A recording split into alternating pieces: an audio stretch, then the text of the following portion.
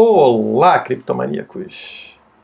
Esse aqui é um canal de criptomoedas e eu vivo lembrando essa parte cripto do nome, que vem de criptografia, uma tecnologia utilizada para garantir o seu direito de expressão, o seu direito à propriedade. No caso, a criptografia sempre foi utilizada para que uma pessoa soltasse uma mensagem e enviasse para outra sem que ninguém interceptasse essa mensagem no meio do caminho. Então garantia a privacidade dessa mensagem entre duas partes. Você pode comunicar com outra pessoa o que você bem entender sem que ninguém interfira nisso.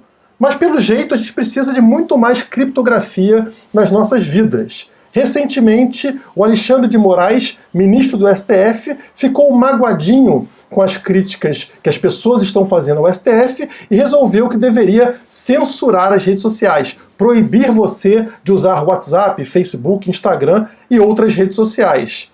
Ao mesmo tempo, lá nos Estados Unidos, o Donald Trump fez postagens no Twitter, como ele sempre faz, mas dessa vez o Twitter resolveu colocar lá uma mensagem de fact-check, ou seja, checagem dos fatos, né? Dando a entender de que a mensagem do Trump era fake news. E aí ele também ficou ofendido. Como assim a minha mensagem vai ser censurada? Eu, Donald Trump, posso postar o que eu bem entender. Então ele está tentando mudar as leis americanas para que ele possa postar o que bem quiser. Já você aí não tem esse mesmo direito.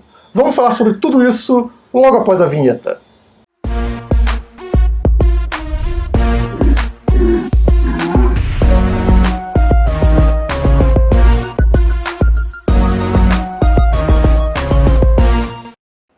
Esses temas recorrentes que nunca saem do canal. Enquanto o Estado existir limitando aí a nossa liberdade, eu vou ter assunto para sempre aqui. Então, obrigado, Estado, por manter o canal Criptomaníacos ativo. Bom, vamos às notícias que aconteceram nas últimas semanas. A primeira delas que está aí na tela diz respeito ao ministro do STF, Alexandre de Moraes, que comentou que discursos de ódio e antidemocráticos devem ser punidos. Ele está querendo aqui restringir redes sociais, ou seja, limitar a liberdade de expressão em redes sociais, chamando determinadas postagens de discurso de ódio ou de antidemocráticos. A gente viu recentemente várias pessoas que se consideram de direita e que têm um discurso de direita sendo investigadas e tendo aí computadores e celulares confiscados pela Polícia Federal. Tudo isso porque o Alexandre de Moraes entende que esse discurso é um discurso de ódio, então essas pessoas não podem falar o que elas falam. Aqui eu já tenho um problema, porque eu sou contra a democracia, então eu sou antidemocrático, né? Porque eu entendo que uma maioria qualquer não tem direito sobre a propriedade dos outros. Se uma maioria qualquer entender que tem que cobrar imposto de mim, ou que a minha propriedade não é minha, ou qualquer outra coisa, tá errado. Então, para mim, democracia é uma porcaria. Eu sou contra a democracia porque não passa de um sistema de agressão contra pessoas inocentes. E aí? Então quer dizer que eu não posso falar isso, né? Porque esse é um discurso antidemocrático. E o mesmo Alexandre de Moraes afirmou que mídias sociais devem respeitar binômio de liberdade com responsabilidade.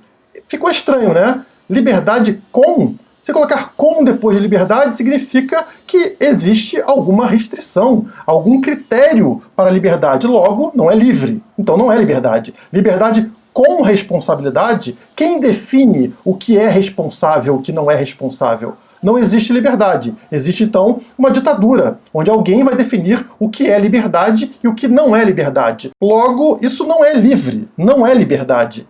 E como sempre, essas coisas começam a pipocar em tudo que é lugar, né? Então lá nos Estados Unidos aconteceu algo engraçado, né? O presidente Donald Trump, como sempre, fez suas postagens no Twitter, só que dessa vez o Twitter foi um pouquinho mais abusado e colocou aqui essas mensagens marcadas em vermelho, ó, para indicar que precisa verificar esse fato, porque esse fato não é verdade. Então é meio que um fake news. Donald Trump, você está fazendo fake news e a gente está te marcando aqui no Twitter.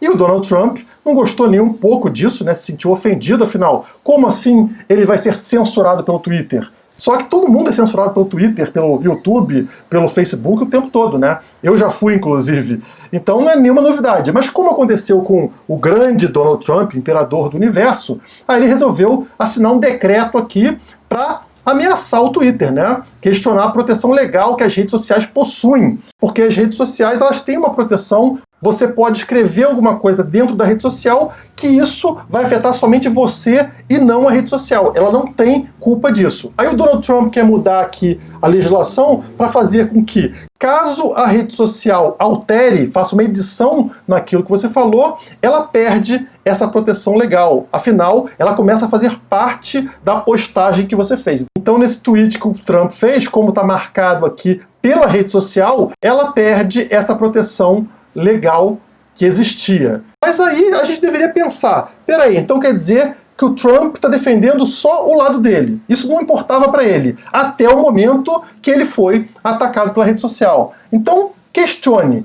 esse pessoal está protegendo você ou somente o interesse deles? É óbvio que esses parasitas todos, STF, Bolsonaro, Trump, seja lá quem for, estão defendendo o lado deles. O Alexandre de Moraes, lá do STF, está protegendo o lado dele, porque ele está sendo criticado nas redes sociais. O Trump está defendendo o lado dele, porque o Twitter censurou o que ele falou. Então fica um puxando para um lado, o outro puxando para o outro, e você aqui no meio sem nenhuma proteção. A solução não é essa. A solução não é o Trump, o senhor do universo, te ajudando, nem o Bolsonaro, nem o STF. A solução é a liberdade, é a rede social definindo as regras da rede social. Então, se determinada rede social cria lá regras de que pode postar qualquer coisa, exceto nudez e violência explícita, e outra cria regra de que não pode ter discurso de direita, e outra rede cria uma regra de que não pode ter discurso de esquerda, quem vai decidir o que é melhor somos nós, o público. Algumas pessoas vão para uma rede, outros vão para outra, e assim por diante. E naturalmente, algumas dessas redes vão ganhar mais relevância, aquelas que tiverem regras melhores, conforme a sociedade entender que essas regras são melhores. Não precisa de nenhuma ajuda estatal para definir isso. Ah, Guilherme, mas pode ter preconceito numa rede social? E daí?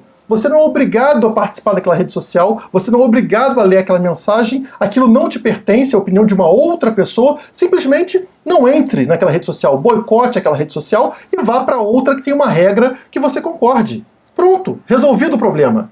Imaginem se essa sede por definir o que é verdade ou o que não é verdade fosse aplicada na ciência. Na ciência, a gente não tem verdades absolutas, nós temos teorias científicas, que são hipóteses testáveis e falseáveis. Então, a teoria ela está lá no pódio, né, de verdade até que surja uma evidência contrária. Em qualquer momento que surgir uma evidência contrária àquela teoria, ela desaba, aquela verdade deixa de ser verdade. Então, o que ocorreria se o Estado proibisse as pessoas de questionar a ciência? Simplesmente mataria a ciência, porque a ciência depende desse teste, depende desse questionamento constante que fortalece a teoria científica. Cada vez que questionam uma teoria científica e ela se mantém de pé, ela ganha força. Algo ser consenso em determinada época não torna esse algo automaticamente correto. Não é certo por ser consenso. Esse algo também precisa ser questionado ao longo de muito tempo para ser considerado verdade, para ganhar relevância, assim como uma teoria científica. Proibir as pessoas de questionar, de se expressar, por mais absurda que seja a afirmação, só enfraquece esse teste e, portanto, atrapalha. Você seria considerado louco alguns séculos atrás se afirmasse que a Terra era redonda ou que a Terra não era o centro do universo. Esse era o consenso da época. Então seria justificável que o Estado intervisse proibindo as pessoas de afirmarem que a Terra não era o centro do universo? Imaginem o que teria acontecido se a afirmação de Copérnico viesse com um texto embaixo afirmando ser fake news. Olha o problema que a gente estaria arrumando.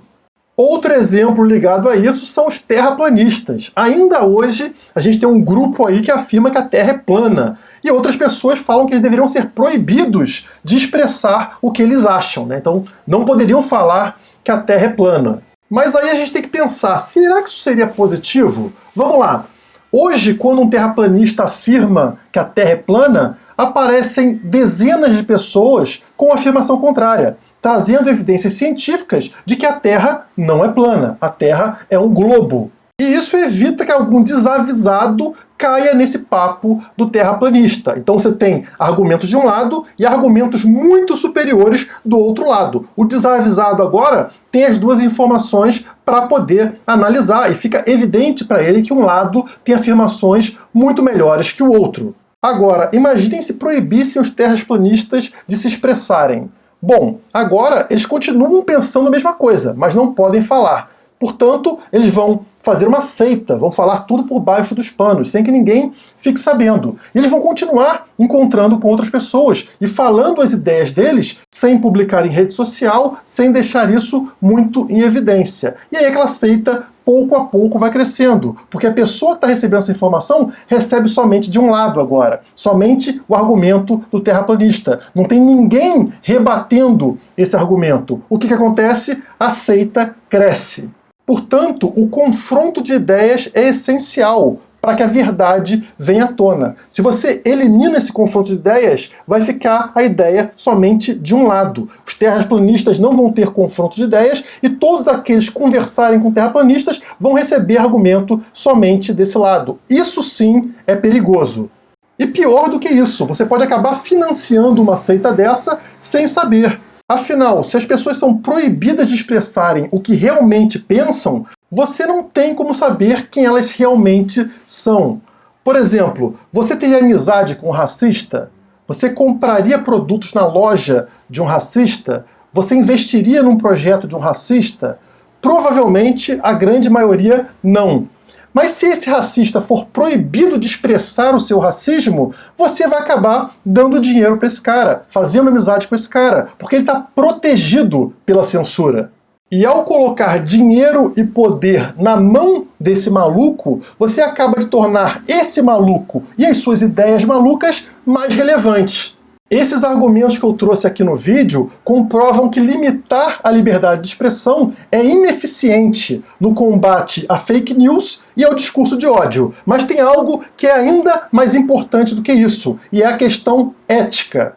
O pensamento e a fala de outra pessoa não pertence a você nem a um grupo de pessoas. Aquela outra pessoa tem o direito de pensar e falar o que ela bem entender dentro da propriedade dela, desde que ela não interfira na propriedade dos outros. Perceba que você não é obrigado a entrar na casa de uma pessoa idiota, nem na loja de uma pessoa idiota, muito menos de ler o que uma pessoa idiota posta em redes sociais. Se você não quiser, você simplesmente ignora essa pessoa, bloqueia essa pessoa e pronto. Se você não gostou, você pode boicotar aquela pessoa, ou mesmo a rede social que permite a postagem dessa pessoa, fazer campanha contra essa pessoa, fazer campanha contra aquela rede social. Tudo isso é belo e moral. Mas defenda o direito do idiota expressar a ideia idiota dele. Afinal, é esse o mesmo direito que permite que você expresse a sua ideia contrária. Se você não permitir que ele fale o que ele quer falar, uma bela hora pode reverter contra você e você ser proibido de expressar sua insatisfação com o que aquele cara postou. Sem isso, todo mundo é obrigado a pensar ou pelo menos escrever de uma forma igual. E essa forma igual nem sempre vai ser boa. É isso que explica esse caso aí na tela de um advogado judeu que defendeu o direito de nazistas livremente se expressarem. E ele convenceu a corte dos Estados Unidos sobre isso. Então, quer dizer, ele, um judeu que sofreu nas mãos dos nazistas, defende a liberdade de expressão dos nazistas. E por que ele faz isso? Porque a melhor forma de assegurar que uma barbaridade dessas jamais volte a acontecer é deixando os idiotas em evidência. As críticas e o boicote para cima desse grupo de idiotas assegura que aquela barbaridade jamais volte a acontecer, lembrando as novas gerações sobre o que aconteceu lá no passado. Se esses caras ficarem escondidos, protegidos pela censura, eles se tornam uma seita e pouco a pouco vão convencendo aí os jovens de que aquilo faz algum sentido lógico, de que aquilo é o certo. Então não deixe, não proteja barbaridades por meio de censura. Deixe a barbaridade exposta para que os outros possam verificar, criticar e boicotar, trazendo argumentos contra a barbaridade. Mas será então que os protetores da nossa liberdade de expressão, da nossa liberdade em geral, são os políticos? Devemos esperar então que o STF, o Trump, o Bolsonaro nos protejam da censura e que garantam a nossa liberdade de expressão? Claro que não, eles jamais fariam isso, eles protegem a liberdade de expressão deles. A nossa não interessa para esse grupo. Por sinal, a própria ação de regulamentar, ou seja, de criar regras sobre algo, já acaba com a liberdade. Se existem regras ali, então significa que você não é livre para fazer o que você bem entender. Você tem que seguir algumas regrinhas definidas por algum burocrata, então já não é mais liberdade. A única coisa que protege realmente a sua liberdade de expressão e a sua liberdade em geral se chama criptografia, tecnologia descentralizada. Porque aí, mesmo se alguém ou determinado grupo quiser censurar o que você vai falar ou fazer, eles não conseguem. Assim como acontece no Bitcoin. Mesmo o Estado não gostando do Bitcoin, ele não tem como destruir o Bitcoin. Ele pode destruir corretoras, exchanges, empresas ligadas ao setor de criptomoedas, mas não podem destruir a criptomoeda em si, não podem destruir o Bitcoin. E da mesma forma, redes sociais que forem descentralizadas, que forem criptografadas, também não serão atacadas por esses grupos, garantindo que você expresse o que bem quiser, mesmo se for o maior absurdo do mundo. Você tem o direito de postar e ninguém vai conseguir remover isso daquela rede social. E o que o STF, o Twitter, o Bolsonaro, o Trump estão fazendo com toda essa censura é fortalecendo opções descentralizadas. Então o que a gente vai ver crescer agora nos próximos anos são justamente plataformas descentralizadas. Exemplo, ao invés do YouTube, vocês têm várias opções aí, BitChute, Cos TV e tantas outras que são mais descentralizadas, que têm menos interferência no que é publicado. Mesma coisa vai acontecer com redes sociais. E aí vamos chegar no ponto onde algum parasita vai querer censurar essas redes sociais e vai perceber que é tão impossível quanto censurar o Bitcoin. Posso não concordar com nenhuma das palavras que você disser, mas defenderei até a morte o direito de você dizê-las. A divulgação das criptomoedas depende de você, por isso inscreva-se no canal e deixe o seu like. Caso queira acesso a conteúdos exclusivos, nos siga nas redes sociais que estão aparecendo na sua tela.